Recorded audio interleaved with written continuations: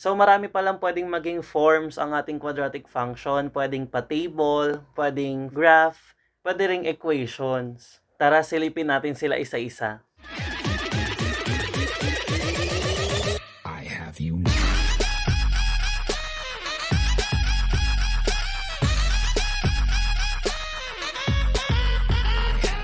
Hi guys! Welcome back to my channel, and this afternoon we're going to discuss about representing quadratic functions. Before we start, let us try to review first the concept of quadratic equations. A quadratic equation is an equation of the form ax squared plus bx plus c equals 0, where a is not equal to 0 and a, b, and c are real numbers.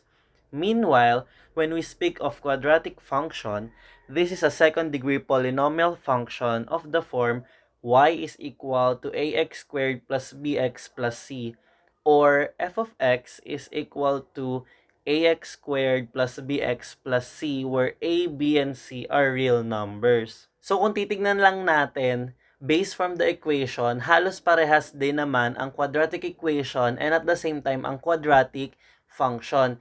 Since same sila ng nature of being quadratic, ang pinakang titignan lang natin dito ay yung power of 2 na pinaka-distinct characteristics ng isang quadratic function. And yung nai-equate sila sa y or sa f of x to denote the function of x. First, quadratic functions can be represented as table of values. We can say that a table of value is a representation of a quadratic function if and only if the second difference of the range, the set of all y's, are all equal. In our example, let's try to consider the table x, negative 1, 0, 1, 2, 3, 4, and 5, and its corresponding y values of 9, 4, 1, 0, 1, 4, and 9. We take a look on the difference of the y values. Looking at the first difference, we have 9 minus 4 is 5, 4 minus 1, 3, 1 minus 0 equals 1, 0 minus 1 is negative 1, 1 minus 4 is negative 3, and 4 minus 9 is negative 5. Going to the second difference, we have 5 minus 3 equals 2, 3 minus 1 equals 2, 1 minus negative 1 is 2, negative 1 minus negative 3 is 2, and negative 3 minus negative 5 is also 2. We note for a fact that the second level difference are all 2. Then we can simply say that the table of value presented represents a quadratic function. So yun na nga guys, kailangan lang natin kuhanin yung second difference para masabing quadratic function ang isang table of values. Let us try to consider and analyze two more examples. So punta muna tayo dito sa first table natin na may x values at 1, 2, 3, 4, 5 and y values at 8, 4, 2, 6, and 10 respectively. Let us try to find the second difference of the y values or our range. Then, let's try to decide whether quadratic function ba or hindi yung nire-represent niya.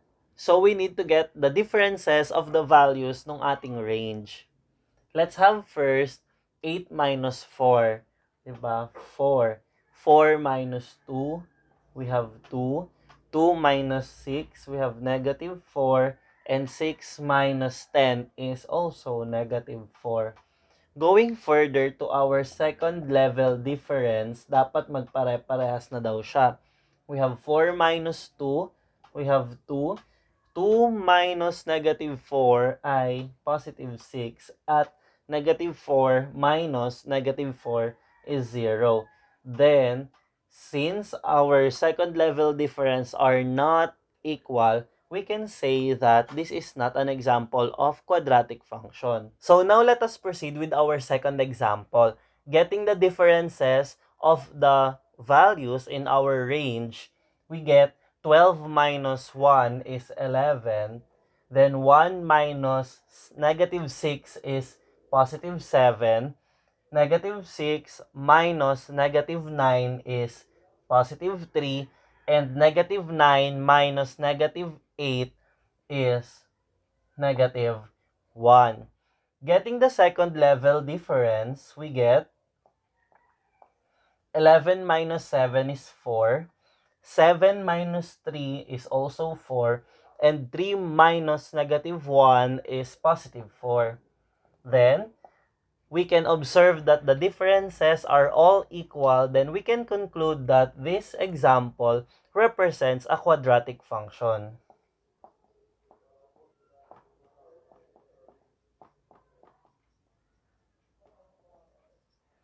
Okay?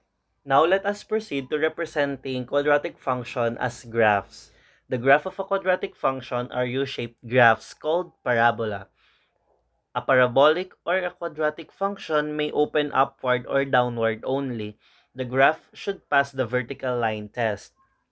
If we draw a vertical line on any point along the plane, the vertical line should only touch the graph once. So ayun nga, if we're going to sketch a graph of a quadratic function, magkakaroon tayo ng parabolic graph. Ang sabi dyan, a parabolic graph daw dapat should be symmetrical and U-shaped graph, and it has several properties. Ang mga pinaka-importanting parts na kailangan nating mahanap when we are dealing with graphs should be the vertex or our HK, and some other properties which involves the opening of the graph or yung the direction of the opening.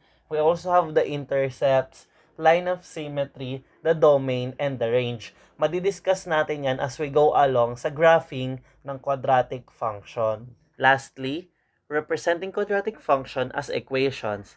We recall that a quadratic function is a second-degree polynomial function of the form y is equal to ax squared plus bx plus c, or f of x is equal to ax squared plus bx plus c, where a, b, and c are real numbers.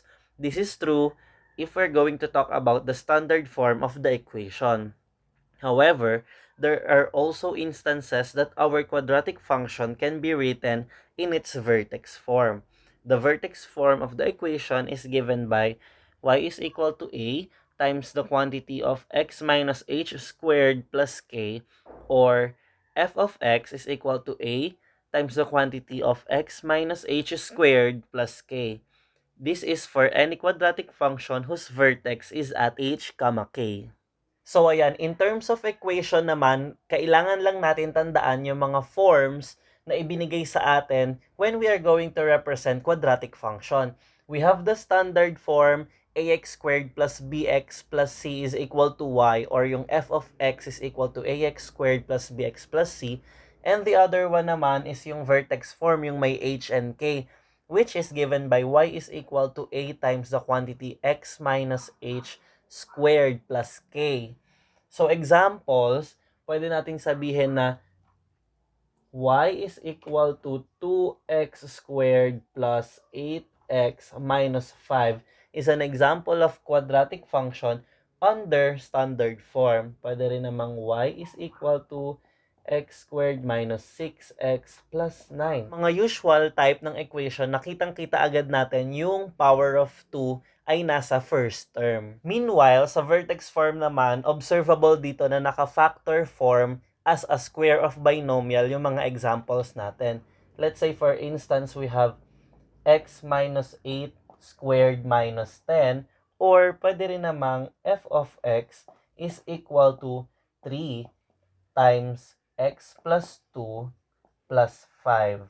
Oops, nakalimutan yung squared. So, observable dito naman sa part na to, yung laging meron kang square ng binomial. At yung h and k mo, syempre. Ayan, para ma-practice kayo, please try to answer this and identify kung quadratic function ba yun nire-represent ng mga given natin or hindi. Answers will also be shown right after this. So ayun na nga guys, sana nadalian kayo sa lesson na ito, identifying quadratic function or not, and representing quadratic function as table of values, equation, and graph. Please comment down below kung ano pa yung mga topics na kailangan nyo pang sagutan at yung mga kailangan nyo pa ng tulong. Gagawan natin yan ng paraan, basta grade 9 ka. Sa ibang level, meron tayong mga friends na other teachers na pwede nyong panoorin yung kanilang mga videos. Sana ay nakatulong ulit ako sa inyo ngayong araw na to. And please do subscribe and share nyo na rin yung mga videos natin para mapanood din ng iba. Bye guys!